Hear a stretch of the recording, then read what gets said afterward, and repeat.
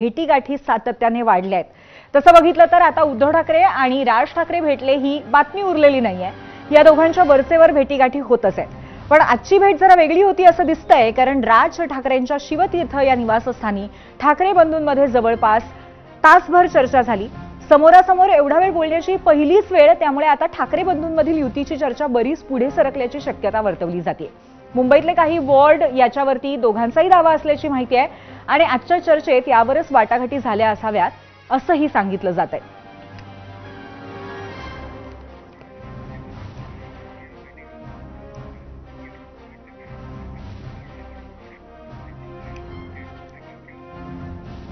तर अशा पद्धतीने आज पुन्हा एकदा भेट झाली। संदीपजी, पुन्हा एकदा तुमच्याकडे येतेय। सातत्याने भेटतायत दोघी भाऊ, पण नक्की घोडं कुठे अडलंय असं तुम्हाला वाटतं?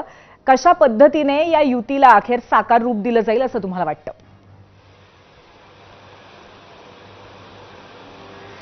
आता मुळामध्ये थोडं पाठी जायला लागेल। 2017ची जी महापालिका मुंबई महापालिकेची निवडणूक झाली, त्या निवडणुकीमध्ये शेवटच्या क्षणाला युती तुटली।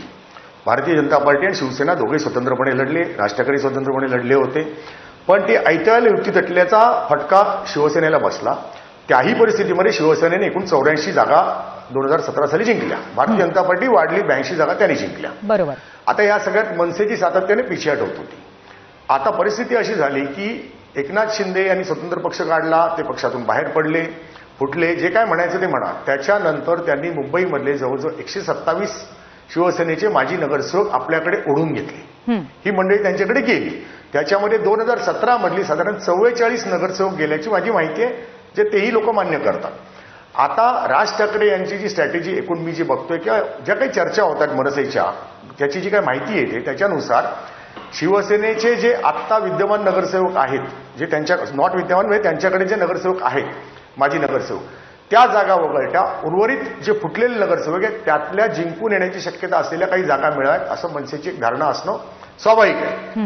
पण मग प्रश्न असा निर्माण होतो की त्या जिंकून आलेल्या जागा जर द्यायच्या असतील तर मग त्याच्या बदल्यामध्ये मनसे असं काय देणार आहे? मनसेला मुळात मुंबईत मतं किती मिळाली होती? समजा 4 जागा तुम्हाला सोडल्या तर 2 ठिकाणी तरी आमच्या विजयाची खात्री तुमच्याकडे देण्या एवढी ताकद आहे का? असे कुठले वॉर्ड तुम्ही सांगू शकता? तर हे सगळे थोडं ट्रिकी सिच्युएशन आहे। या ट्रिकी सिच्युएशनमध्ये कनिष्ठ पातळीवरती खालच्या पातळीवर चर्चा झाली तर तो विषय कधीच सुटणार नाही। आणि त्यामुळेच माझी अशी माहिती आहे की आज उद्धवजी स्वतःहून राज ठाकरे यांच्याकडे गेले होते।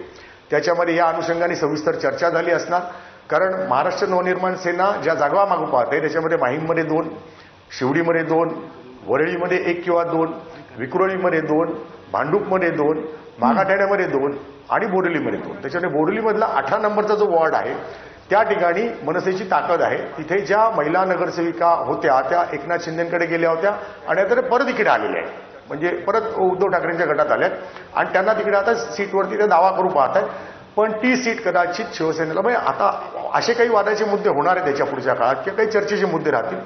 त्यामुळे सगळ्या जे फुटलेले नगरसेवक आहेत त्यापैकी मेजॉरिटी जर जागा मागितल्या तर मग उद्धव ठाकरेंना फायदा काय, त्यांच्या पक्षाला फायदा काय राहणार? राज ठाकरेंच्या जागा येतील भरपूर, पण त्या जिंकलेल्याच जागा होत्या, संघर्षातून जिंकलेल्या जागा होत्या, भाजपबरोबर संघर्ष करून त्या जिंकल्या होत्या। अशा वेळेला त्या जागा दिल्यानंतर शिवसेनेला मनसे काय देऊ शकणार आहे? कुठल्या जागा किंवा कुठल्या भागामध्ये त्यांची जी मतं पॉकेट आहेत त्या ठिकाणच्या जागा सोडणार, असे अनेक मुद्दे त्याच्यामध्ये होतील। आणि बऱ्याच काळानंतर इलेक्शन होत असल्यामुळे कार्यकर्त्यांचा रेटा प्रचंड असतो। त्यामुळे मुळात वरच्या पातळीवरती प्राथमिक चर्चा अंतिम टप्प्यापर्यंत नेऊन नंतरच ती युती जाहीर होईल। बरोबर। आणि तीच चर्चा सातत्याने कुठेतरी आता होतीये असं आपल्याला दिसतंय। आणि कोण किती गोष्टी, who brings what to the table, हा याच्यातला महत्त्वाचा मुद्दा असणार आहे असं तुम्ही म्हणताय, ते नक्कीच आहे। धन्यवाद आज तुम्ही इथे आलात आणि आमच्यासोबत चर्चा केली त्याबद्दल। यानंतर एक छोटासा ब्रेक, 0 आवर मध्ये पाहत रहा एबीपी माझा।